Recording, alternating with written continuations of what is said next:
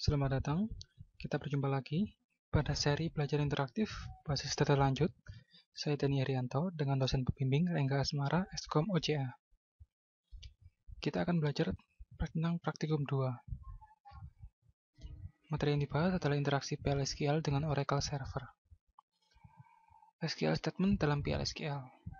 Pada saat suatu informasi perlu diekstrak dari suatu database, maka digunakan SQL statement.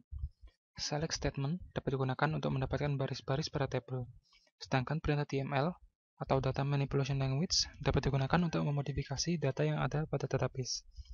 Prinsip yang berlaku pada PL/SQL dalam hubungannya dengan kontrol transaksi dan DML statement adalah: pertama, keyword "n" menyatakan akhir dari PL/SQL block, bukan akhir dari transaksi. PL/SQL tidak secara langsung berhubungan dengan DDL atau Data Definition Language. Jadi dalam PL/SQL tidak ada perintah seperti create table, alter table, atau drop table. Ketiga, PL/SQL tidak mendukung DCL atau Data Control Language. Jadi dalam PL/SQL tidak ada perintah seperti grant atau revoke. Select statement dalam PL/SQL. Untuk mendapatkan atau meretrieve data dari database digunakan select statement. Bentuk umum sintaks dari select statement adalah select,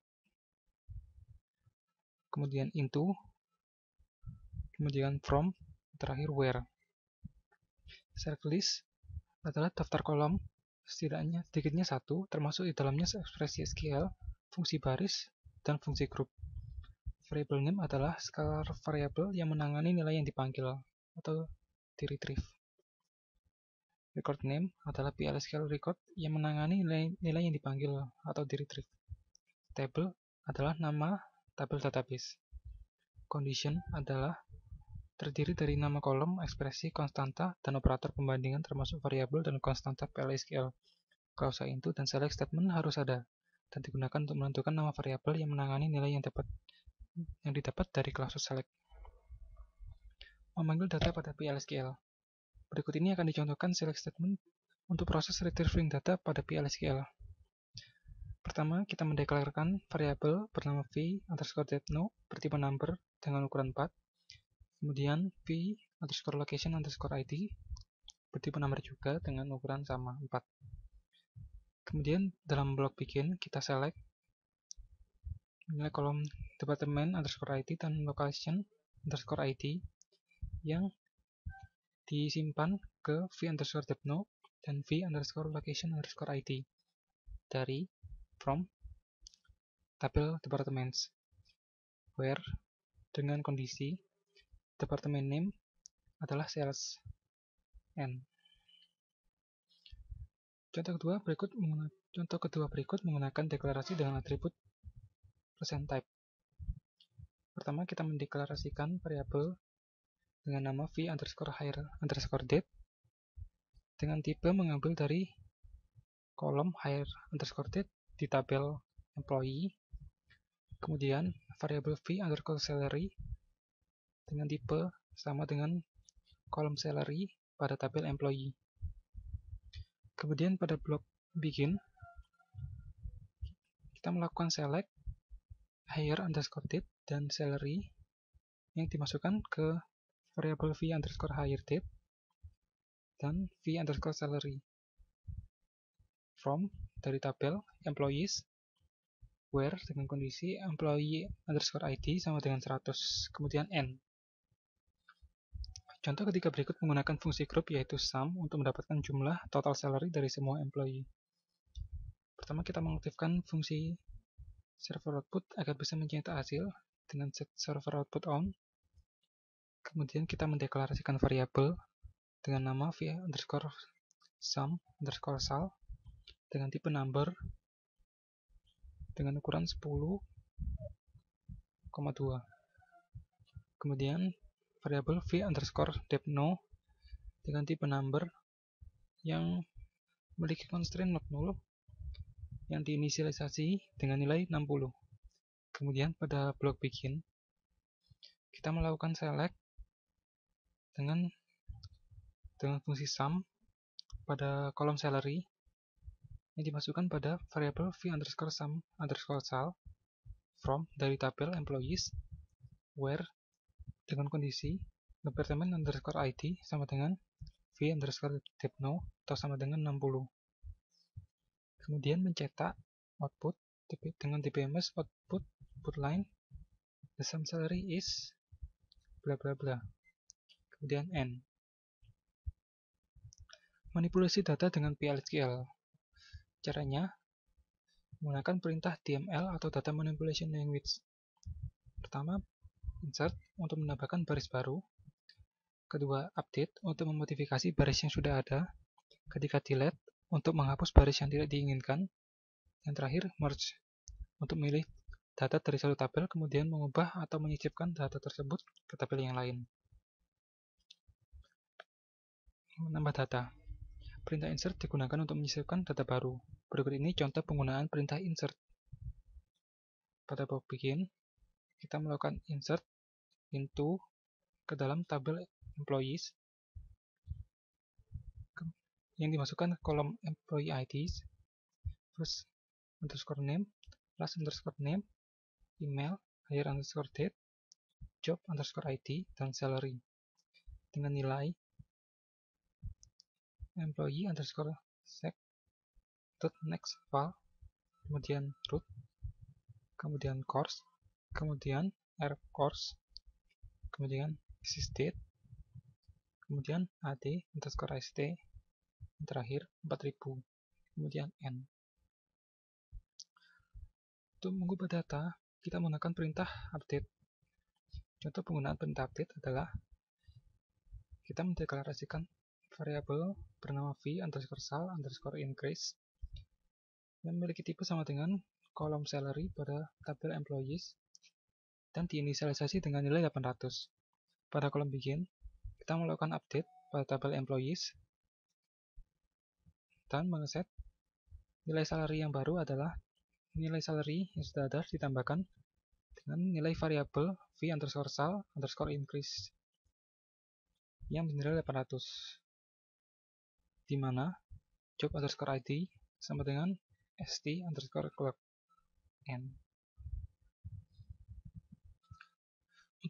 Untuk menghapus data, kita menggunakan perintah delete. Contoh penggunaannya adalah sebagai berikut. Pertama, kita mendeklarasikan variabel dengan nama v underscore depno dengan tipe sama dengan kolom departemen underscore ID pada tabel employees yang diinisialisasi dengan nilai 10. Kemudian pada blok begin end, kita masukkan delete from dari tabel employees where dengan kondisi departemen underscore ID sama dengan v underscore depno atau sama dengan 10.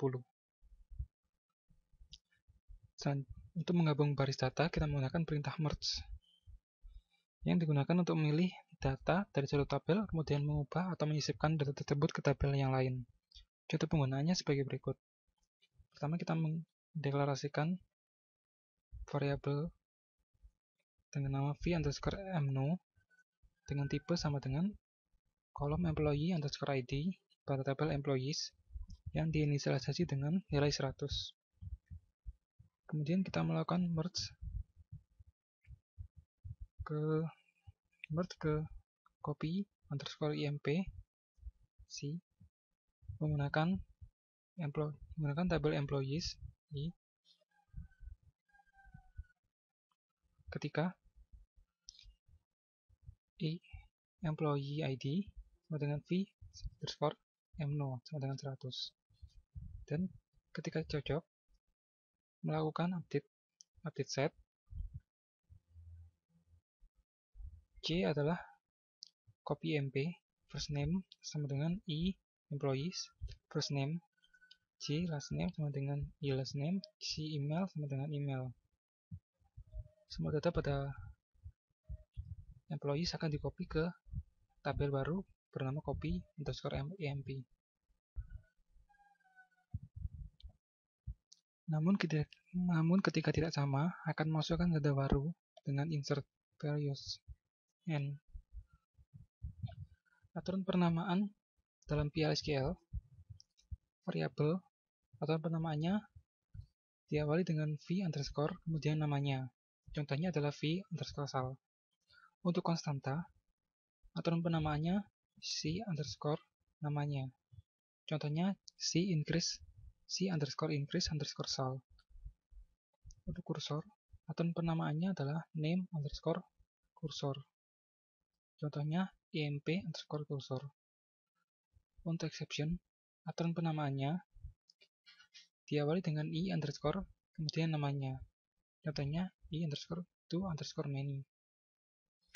Untuk table type, aturan penamaannya adalah diawali dengan nama underscore table dot type. Contohnya emp underscore table underscore type. Selanjutnya table, aturan penamaannya adalah name underscore table. Selanjutnya table, aturan penamaannya adalah name adalah namanya langsung. Contohnya employees. Untuk record type, aturan penamaannya adalah name underscore record type. Contohnya emp underscore record underscore type. Untuk record, aturan penamaannya adalah name underscore record. Contohnya customer underscore record.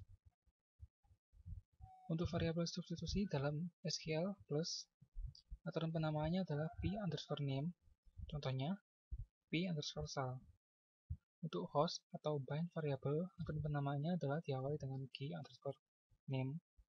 Contohnya adalah g underscore year underscore sal. SQL kursor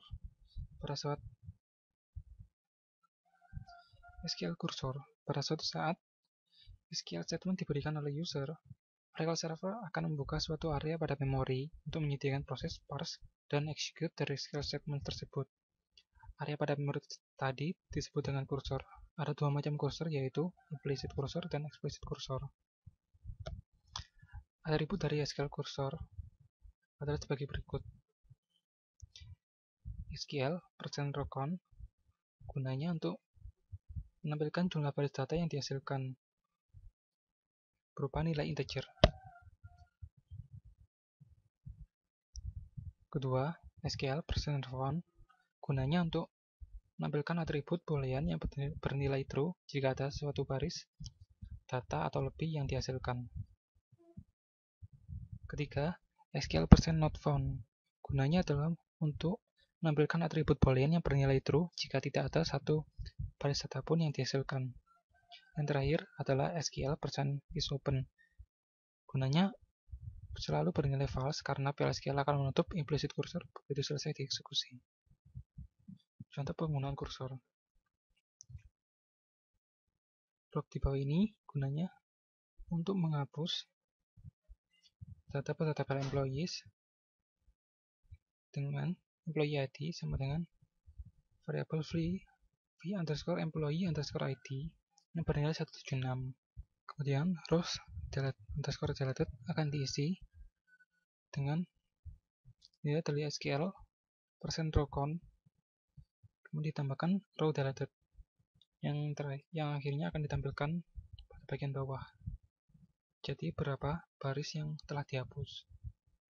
Kita berlanjut pada latihan soal. Untuk soal pertama, buat program untuk menampilkan nomor maksimum dari departemen IT.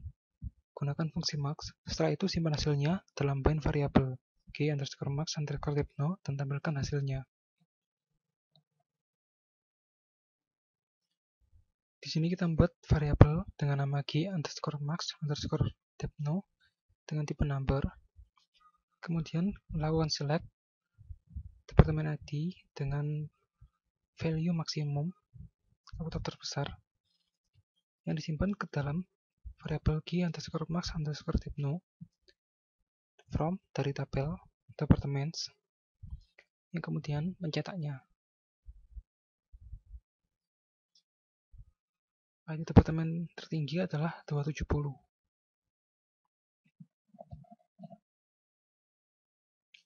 Selanjutnya soal nomor 2, modifikasi program soal nomor 1 dengan menyisipkan informasi departemen baru ke dalam tabel departemen. A. Gunakan perintah define untuk nama departemen. Beri nama departemen yang baru ini education. B. Buat program untuk menyisipkan data baru dengan nilai yang telah dibuat sebelumnya di mana nomor departemen sama dengan g underscore max underscore depno ditambah 10. Jadi 270 ditambah 10 sama dengan 280. Nama departemen sama dengan soal 2A. Dan isi kolom location underscore ID dengan nilai 0. C. Tampilkan data departemen yang baru dibuat. Kemudian kita menuliskan kodenya sebagai berikut.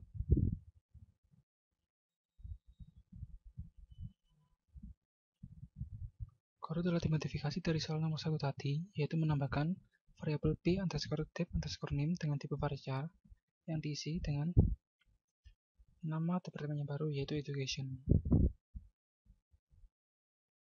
Kemudian blok ini digunakan untuk mendapatkan nilai di departemen maksimal seperti pada soal nomor 1 tadi. Blok ini digunakan untuk memasukkan data departemen baru ke dalam tabel departemen dengan values. Pertama, nilai maksimal ID ditambah 10, yaitu 280. Kemudian nama departemen yang baru, yaitu education. Kemudian 0 sebagai location ID. Kemudian blok ini digunakan untuk menampilkan nilai yang baru saja dimasukkan tadi. Kemudian kita jalankan. Maka tadi adalah 270. Maka data yang telah dimasukkan adalah 280 dengan nama education. Kemudian kita lihat pada tabel departemen.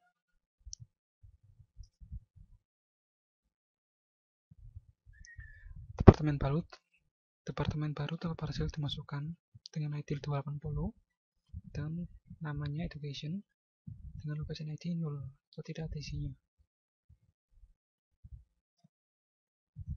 Kemudian kita berlanjut pada soal nomor 3, modifikasi data yang dibuat pada soal nomor 2B untuk data dengan departemen ID sama dengan 280, set location ID sama dengan 1700.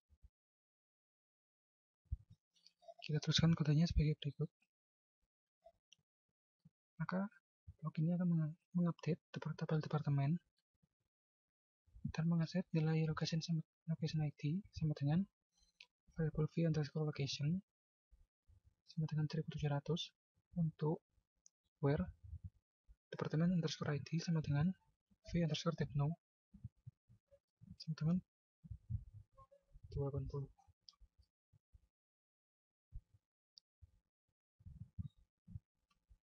Kita lihat pada tabel departemen.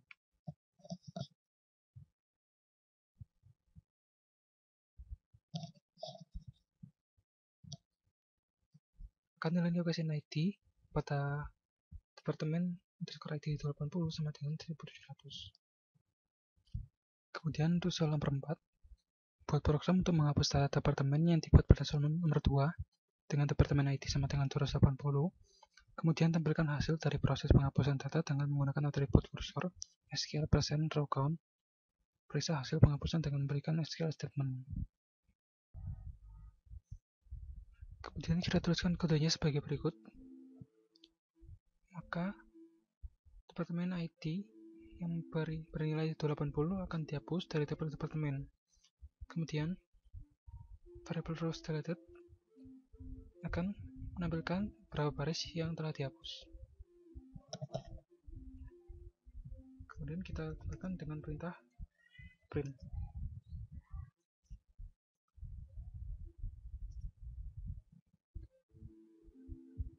Dapat dilihat bahwa baris yang telah dihapus adalah 1 baris. Kemudian kita lihat pada tabel departemen.